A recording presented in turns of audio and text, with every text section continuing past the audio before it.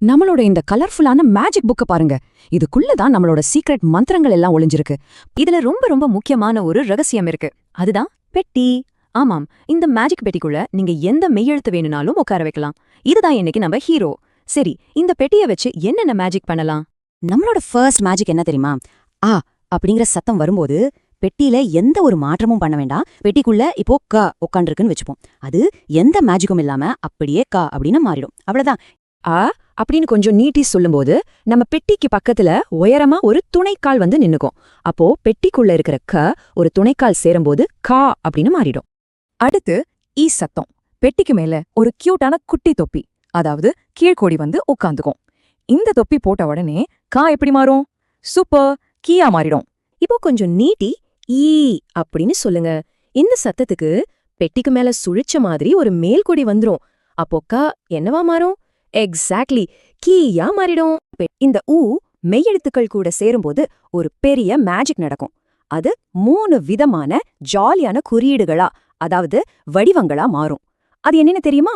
1 வளைவு, இன்னொன்னு மரத்தோட விழுது, 3வது நாம் உட்கார ஒரு குட்டி சீட். இந்த 3 வடிவங்களும் எப்படி நம்ம மேஜிக் பெட்டிக்குள்ள வருதுன்னு பார்க்கலாமா? இப்போ முதல் மேஜிக் ரூல். பெட்டிக்குள்ள மேலிருந்து கீழா ஒரு அழகான வளைவு வரையணும். உதாரணமா கு மு டு. இந்த எழுத்துக்களை என் கூட சேர்ந்து சத்தமா சொல்லி பாருங்க. கு மு டு. இந்த எழுத்துக்கள் எப்படி அந்த கட்டத்துக்குள்ள ஒரு அழகான வளைவா கீழே இறங்குதுன்னு பாத்தீங்களா? இதுதான் நம்ம முதல் மேஜிக் வடிவம். அடுத்து 2வது மேஜிக் ரூல். இது மேலிருந்து கீழ் நோக்கிய கோடு. நீங்க பெரிய ஆலமரத்தை பாத்திருக்கீங்களா? அதுல விழுதுகள் எப்படி நேரா மேலிருந்து கீழே தொங்கும், அதே மாதிரிதான் இந்த கட்டத்துக்குள்ள மேலிருந்து கீழா ஒரு நேர்கோடு வரும். உதாரணமா சு பு வு சொல்லி பாருங்க. சு பு வு.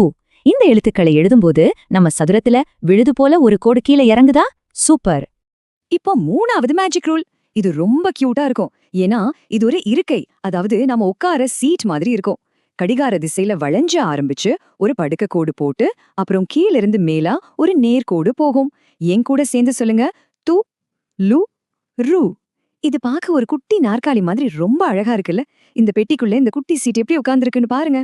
அடுத்து அதோட பெரிய அக்கா ஊவோட மேஜிக்கா பார்க்க போறோம். ஊக்கும் என்ன பெரிய வித்தியாசம்? ஊ சாதாரணமாக வளையும். ஆனா ஊ வளையும் போது கடைசியில ஒரு குட்டி வட்டம் போட்டு அழகா சுழுத்து முடிக்கும். அதை எப்படி இந்த மேஜிக் கட்டத்துல எழுதுறதுன்னு பாப்போமா? ஊக்கான முதல் ரூல். இது கடிகார திசையில் வளைந்து சுழித்தல். அதாவது நம்ம முதல்ல பார்த்த வளைவு மாதிரியே ஆரம்பிச்சு கீழே வந்து கடைசியில ஒரு சின்ன ரவுண்ட் போட்டு முடிக்கணும். மூச்சை நல்லா இழுத்து நீளமா சத்தமா சொல்லுங்க. மூ ரூ லூ. அந்த குட்டி சுழிய கவனிச்சிங்களா? இந்த பெட்டிக்குள்ள அந்த சுழி எவ்ளோ கியூட்டா இருக்கு. அதுதான் ஊவோட ஸ்பெஷல். ஊக்கான 2வது ரூல். இது மேலிருந்து கீழே இறங்கி சுழித்தல். ஆலமரத்து விழுது மாதிரி மேலிருந்து நேரா கீழே வந்து அப்படியே கடிகார திசையில வளைஞ்சு ஒரு குட்டி வட்டம் போட்டு முடிக்கணும். சொல்லுங்க பாப்போம். ஊ பூ மூ. ரொம்ப அழகு. மேலிருந்து கீழே இறங்கி அழகா ஒரு சுழி. இது பார்க்க ரொம்ப வித்தியாசமா சூப்பரா இருக்குல்ல? இப்போ ஊக்கான 3வது ரூல். இது இருக்கையுடன் துணைக்கால் சேர்த்தல். நாம முன்னாடி பார்த்த குட்டி சீட் ஷேப் மாதிரியே வந்து அதுல எக்ஸ்ட்ராவா ஒரு கால், அதாவது துணைக்கால் சேரும். நீளமா சத்தமா சொல்லுங்க. தூ நூ லூ. அந்த குட்டி இருக்கைக்கு இப்போ ஒரு ஸ்பெஷல் துணைக்கால் வந்தாச்சு. மேஜிக் பெட்டிக்குள்ள இந்த வடிவம் எவ்ளோ அழகா பொருந்திருக்கு பாத்தீங்களா? இனிமே தமிழ் உயிர்மை எழுத்துக்களை தப்பில்லாம ரொம்ப ரொம்ப அழகா பெட்டிக்குள்ள கச்சிதமா எழுதலாம். நீங்க எல்லாரும் சூப்பரா கத்துக்கிட்டீங்க. சின்னதா ஏ அப்படின்னு சத்தம் வந்தா பெட்டிக்கு முன்னாடி ஒரே ஒரு கொம்பு வந்து நிக்கும். அதுக்கு பேரு ஒற்றை கொம்பு. இந்த ஒற்றை கொம்பு நம்ம பெட்டியும் சேர்ந்தா நமக்கு கிடைக்கிறது கே. இதையே கொஞ்சம் நீட்டி ஏ அப்படின்னு சொல்லி பாருங்க. அப்போ பெட்டிக்கு முன்னாடி பெரிய இரட்டை கொம்பு வந்துரும். இரட்டை கொம்பும் பெட்டியும் சேர்ந்தா அது கே. அடுத்து ஒரு சூப்பரான சத்தம் ஐ. இதுக்கு பெட்டிக்கு முன்னாடி சங்கிலி மாதிரி ஒரு அழகான குறியீடு வந்து உட்காரும். இதுவும் பெட்டியும் சேர்ந்தா நமக்கு கிடைக்கிறது கை. ஓ அப்படின்ற சத்தம் வரும்போது என்ன நடக்கும் தெரியுமா? பெட்டிக்கு முன்னாடி ஒரு ஒற்றை கொம்பு, பின்னாடி ஒரு துணைக்கால்.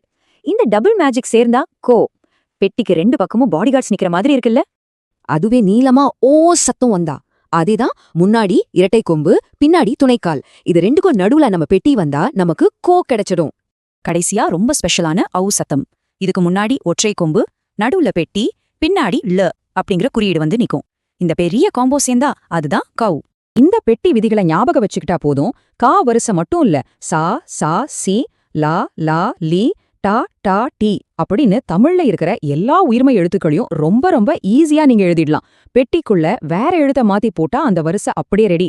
இந்த பாடம் உங்களுக்கு நல்லா புரிஞ்சிருந்தா இது போல இன்னும் நிறைய வீடியோக்கள் பார்க்க ஷைன் கிட்ஸ் ஹப் சேனலுக்கு சப்ஸ்கிரைப் பண்ணுங்க. உங்க நண்பர்களுக்கும் இந்த வீடியோவை ஷேர் பண்ணுங்க. இப்போ உங்களுக்கான ஒரு சின்ன சவால். பெட்டிக்குள்ள ம எழுத்த போட்டு இந்த எல்லா மேஜிக்கும் பண்ணி பாக்குறீங்களா?